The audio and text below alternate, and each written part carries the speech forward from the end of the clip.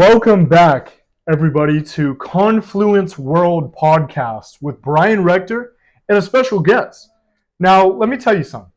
We had an epiphany last night, which was that this show has been entirely about athletes and what the athlete is doing with their faith and with their personal development and their branding and how they're elevating their game. But the thought was, folks, why don't we include those who are involved in sport, but in a different capacity? And my friend who I'm sitting here with today, I'll introduce in a minute. But what I can tell you is this. He too has elevated his game over the last year. Now he's working a ton in quite a few different capacities around Michigan State, in sports and in faith. And overall, somebody who just brings infectious energy.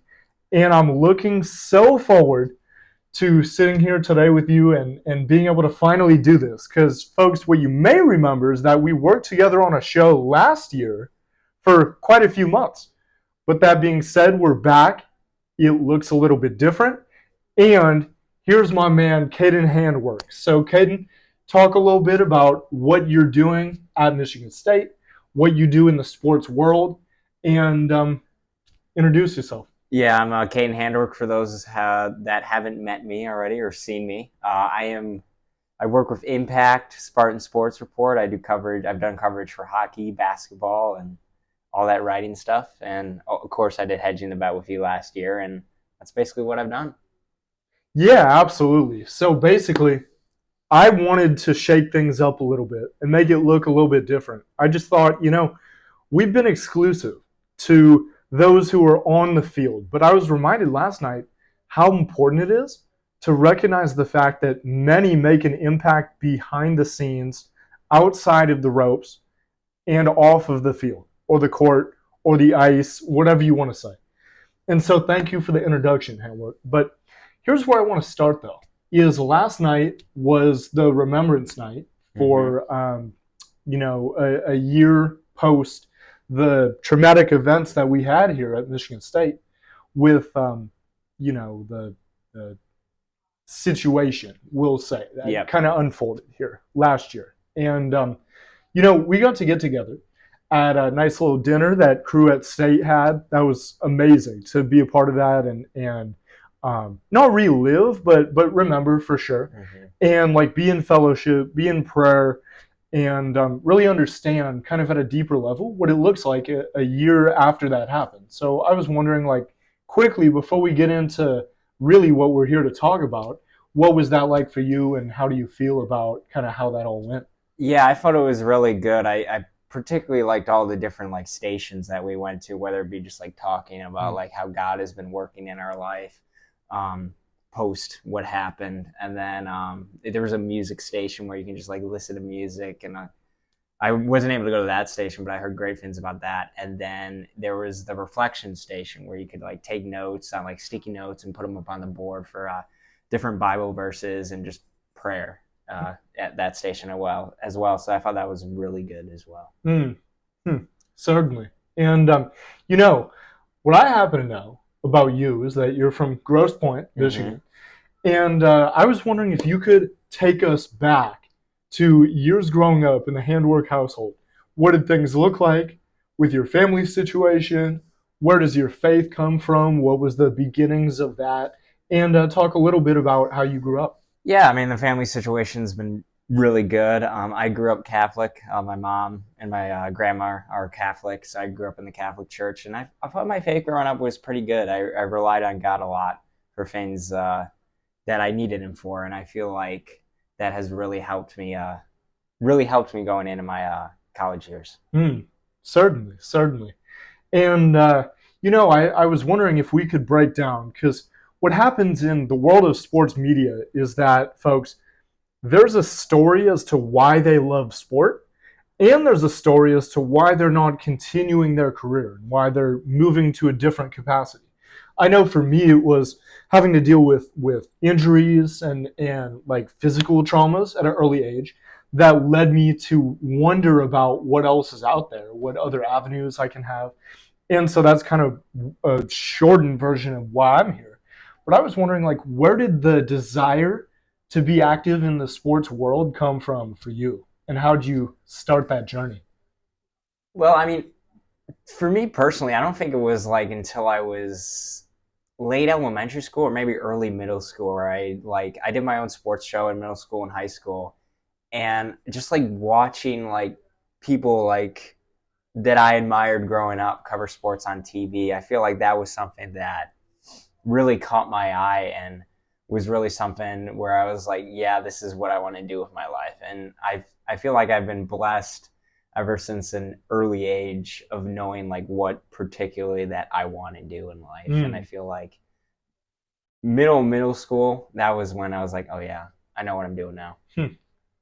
Now, I'm wondering, like, when you discover that so early, Mm-hmm. and now you can look back, what do you think about that process? Are you happy about where you've gotten to so far? How would you rate kind of what has happened? Yeah, I'd say I'm very happy with where I've gotten so far. Obviously, there's been bumps in the road, but I feel like having the idea of like knowing what you want to do at such an early age, I feel like is really it's a blessing because a lot of people right now don't even know what they want to do with their life. They're just starting to figure it out. So I feel like knowing what I want to do has really helped me out a lot. Mm.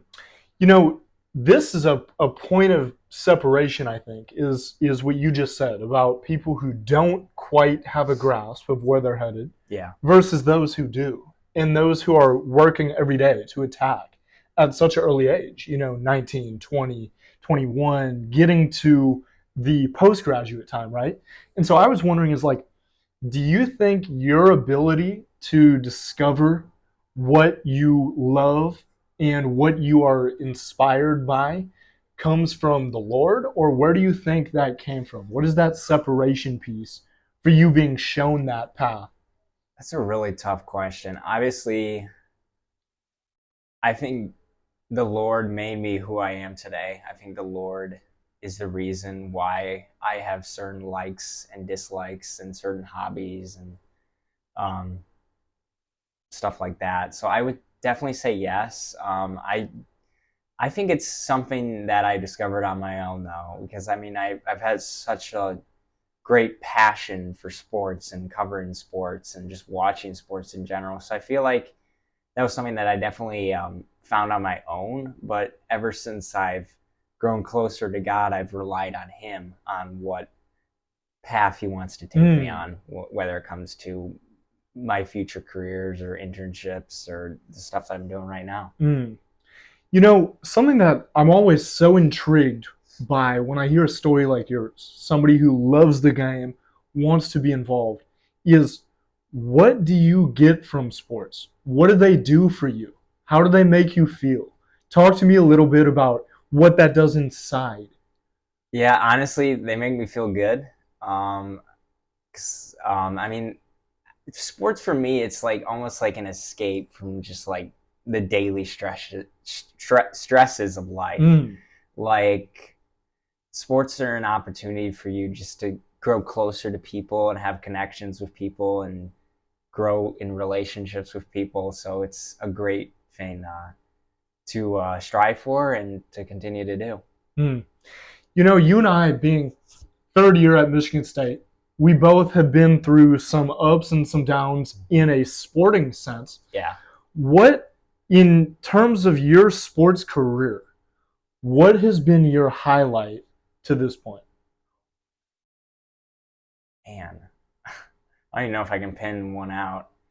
I'd say just definitely my high point would be I think doing coverage for basketball and hockey this year has been a huge high point. Mm, And whether it be like going to the Champions Classic in Chicago or going to the Duel in the D this past weekend in Detroit, it's allowed me to see like new places and to grow my confidence as a reporter and as a writer, whether it be talking to coaches, basketball players, hockey players, and it's just really helped me like build connections with other writers, journalists, wherever you have that. Um, yeah, so it's mm. been good. Hmm. You know, I wanted to hit on this actually because something that I think is really important to acknowledge within your situation is something I've seen from you this year, especially, which is an increase in confidence, an Hmm. increase in attitude and belief, and output of hard work. So I was wondering because I've seen like you grow in so many different ways, professionally and personally, this year more than before. Like, what do you think led to that? How did you get out of the show, we'll call it? You know, how did you expand your mindset? I definitely think my faith is a big part of it because I remember during the summer I'd be like, whether it be in the morning, afternoon, or right before I go to bed, I'd pray to God about like help me build my confidence as a journalist and help me continue to strive and work hard for my future career and help me learn something new every day. And I feel like that's really helps me out a lot. And it's something that I think God has shown me this year and something that He's blessed me with. Hmm. You know, I think that's so interesting because when we as people are growing and developing, right, there are certain aspects that we're not going to have down, that we're not going to be inherently good at, but they're things we can build, right? And so Exactly. it's that mix of working hard and also being willing to give it up to God, Uh huh. right? And let Him work inside that situation. Here's one. There's a story though that I think people have to know about, and I want to hear it from your perspective. You've had a chance to meet some pretty cool people over time. Yes. One of them being Chris Fowler. Yep. So, folks, he and I had a really good, unique opportunity to meet Chris Fowler and to meet Kirk Herbstreit and to meet Holly Rowe. And we got put on the college game day bus and Yep. had an otherworldly experience. Can you kind of break that down for me and like what was going through your mind when we were on that bus, when we were having those conversations with somebody who is really elite in his industry? Yeah. Well, I mean, I was starstruck to even like seeing him and meeting him. So that's one thing. But I think the best piece of advice that I got from him is just to like be yourself. Don't try to be somebody else, whether it be like another announcer or a writer or anything like that. And your profession, just be the best version of yourself and work hard. That was, I think, one thing that Chris really taught me well. Mm, absolutely, absolutely. You know, thinking about being at Michigan State, this is a place that brings back a lot of those people who have made it to a high level. I was wondering if you could break down who you want to meet going forward in the industry, in the sports world. Who are some of those for you? Well, he's a Detroit guy. He did the Lions Rams playoff game, which I think was amazing that you had a Detroit guy do a Lions playoff game, their first victory in the playoffs in over 30 years. It's Mike Tirico. I mean, that's a Mm, guy that has been around the Detroit area, knows the city, knows people in the city, and he's been everywhere. Whether you whether it be NBC Sports, ESPN, he's been everywhere covering all different types of events. mm, So I feel like that's someone that I really like to meet and really like to learn advice from.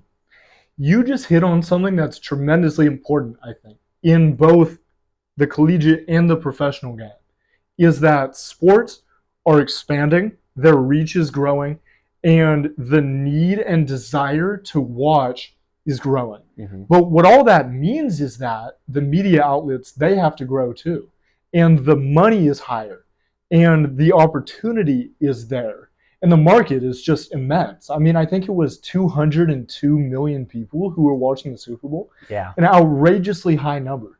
So I was wondering, what do you think about the way that sports are growing and the different avenues there are to watch the game, like paid services, like the change to conference alignment, all these different things that are happening at both the collegiate and the pro game that are making it different than it ever was before? Yeah, I mean, like the paid services and like all like the conference realignment, if someone showed you that like 10 years ago, you wouldn't believe it.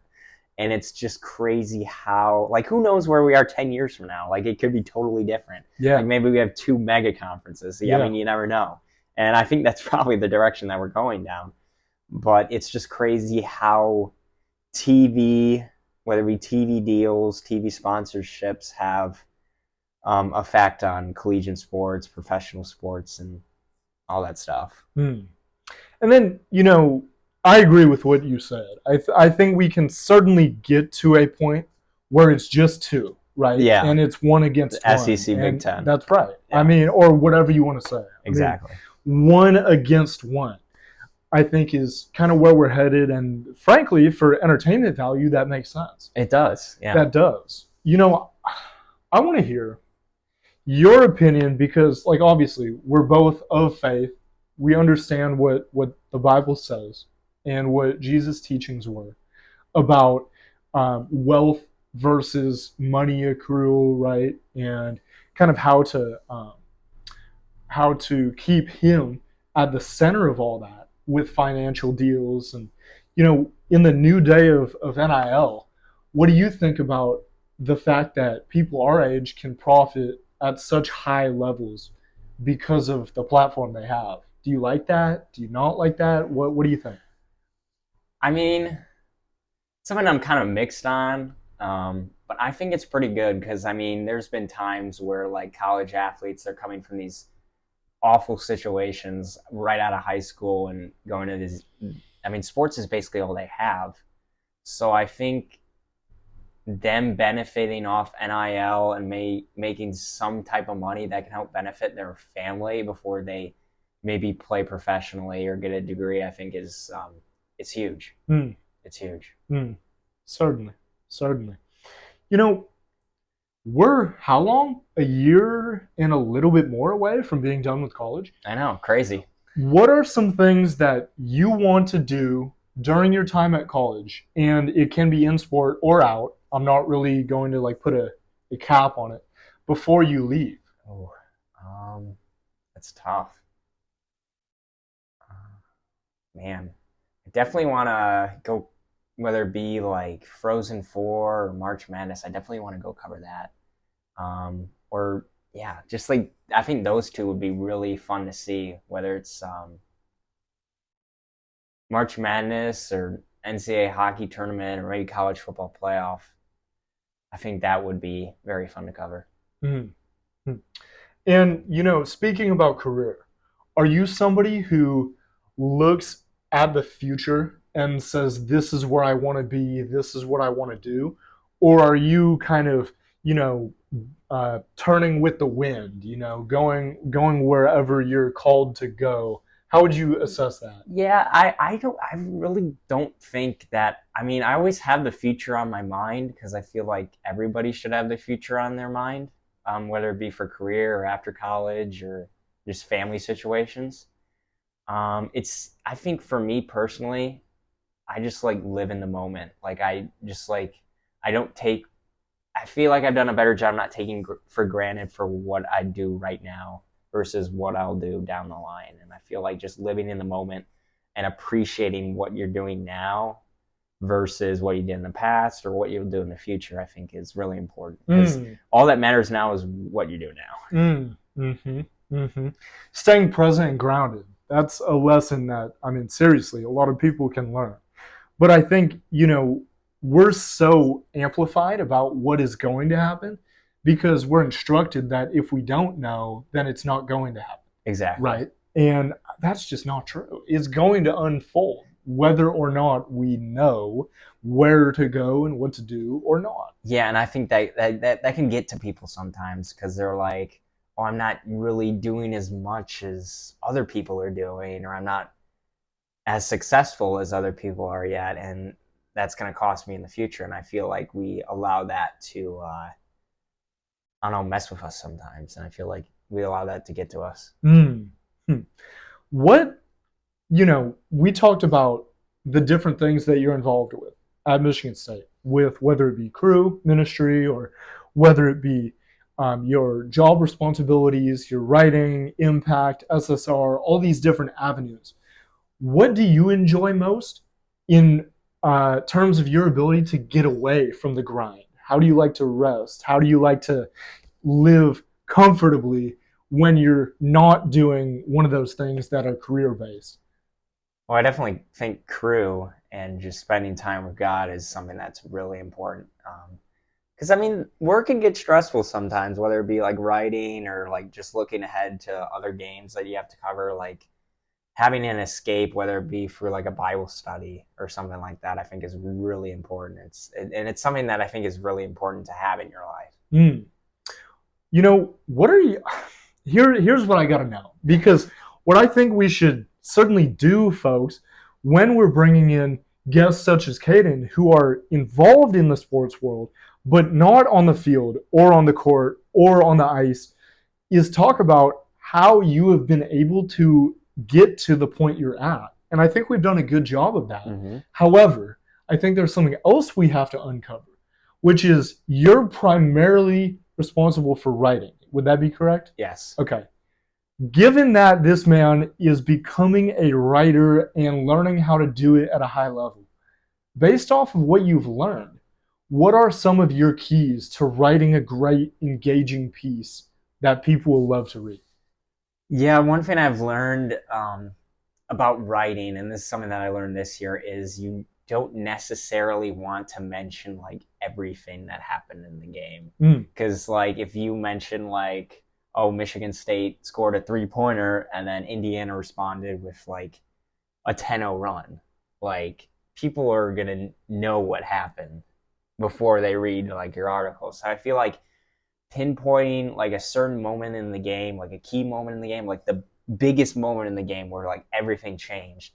I feel like having that in your writing is really important because that's something that like people like care about, and just like maybe like looking, like what I've tried to do is like looking at stats and like trying to pinpoint a stat where like not a lot of people know about that stat, and just Okay.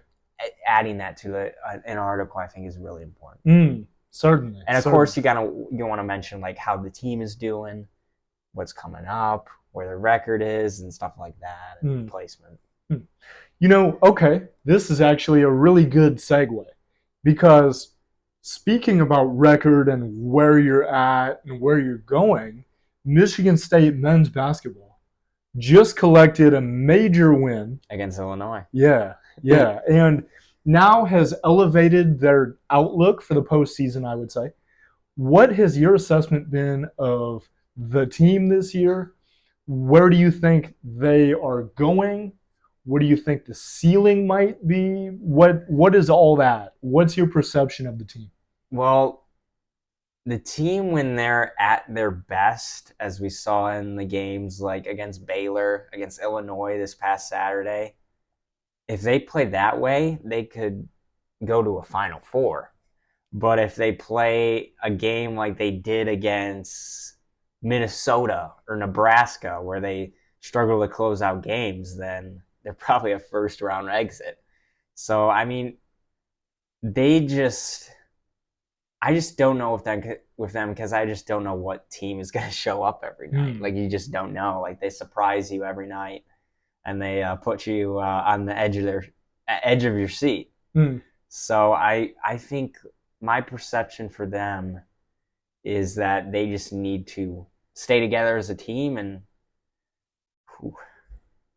just play the best that they can. Like play the way that they know they can be. Okay. Absolutely. Yeah. And then you look at the other side. And when I say the other side, I mean the women's program. Because Michigan State women's basketball is in the best place they have been in probably a decade, really, when you look at it that way.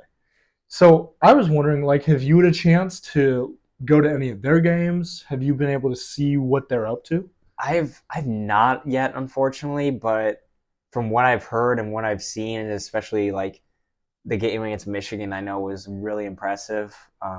Robin Freilich, I think she was, I don't know if this is correct, but she was the first coach to win her first game against Michigan, Yes. I believe. Yeah. So she's done a really good job, and they played well against really good teams. Yeah, the 17-7 record. I mean, that's a great record. I mean, most of their losses are to really good teams. They were a Caitlin Clark buzzer beater away from going to overtime with number 4 Iowa, Right. which is one of the best teams in the country. And Right. that was at Iowa. It wasn't like it was at Michigan State.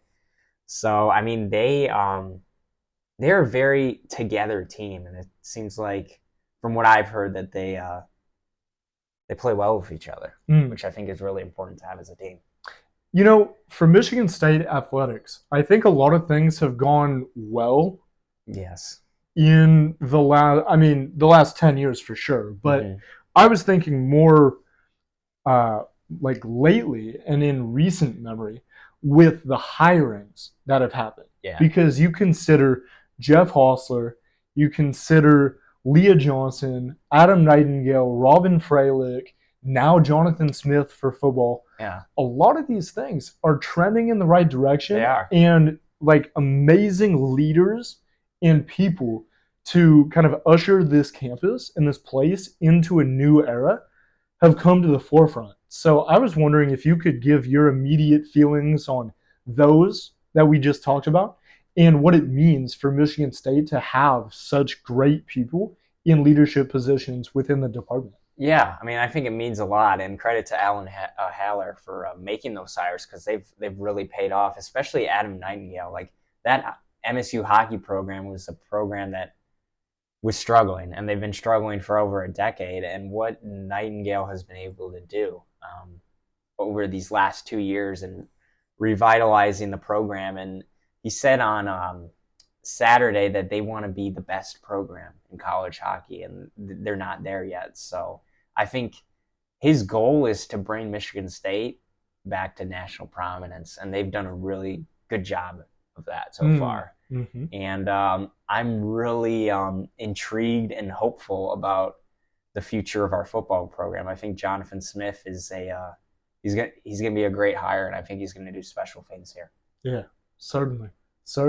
You know, I know you have a long and distinguished history with Michigan State and how you've had a love for it. Like, are you feeling excited about what's happening? Like what do you think Michigan State has to do as a university and as a program in terms of athletics to level up even further and become one of the powers again in the national landscape?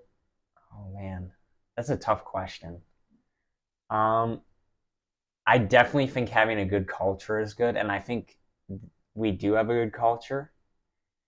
And I think if we can maintain the same success that we have had over these last 2 years, or 10 years with basketball, 2 years with hockey, and then if we can revitalize our football program, I think a lot of people around the country are going to look at us differently. Absolutely. Yeah. Absolutely. You know, do you have anything you want to touch on? I think I'm all good. Okay. Yeah. Absolutely. Well, this has been really like a blast through episode, one that we're really excited to release and get out there for the masses to see. And just know, folks, we're going a little bit of a different way now in terms of Confluence World podcasts. We're hitting different elements that include those who are making serious differences off of the field and off of the ice and off of the court. And I'm really excited to have my man Caden Handwork in with us live at Spartan Avenue for the first one of this new series.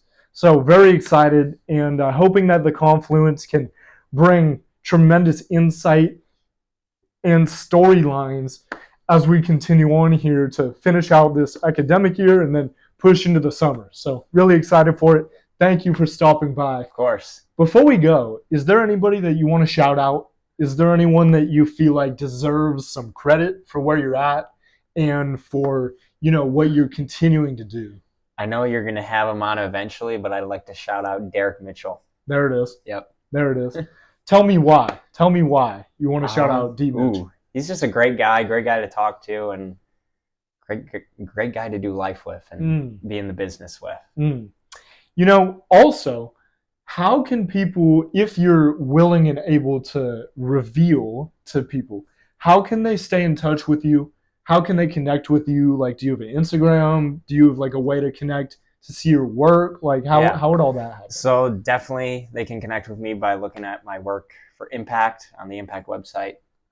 You can just search my name up, see me there, see all the stuff that I've done, and then follow me on Instagram at Caden Handwork 5 and Twitter at Caden Handwork 17. Great. Yep. Absolutely. And what we're going to do is tag those accounts. We're going to make sure that Handwork's portfolio is widely distributed. And we're really excited to have you guys along for the ride here at Confluence. Once again, shifting up a little bit, but the more things change, the more they stay the same. So we're coming back with a few more episodes. But until then, have a great day. And let's meet next time at the Confluence.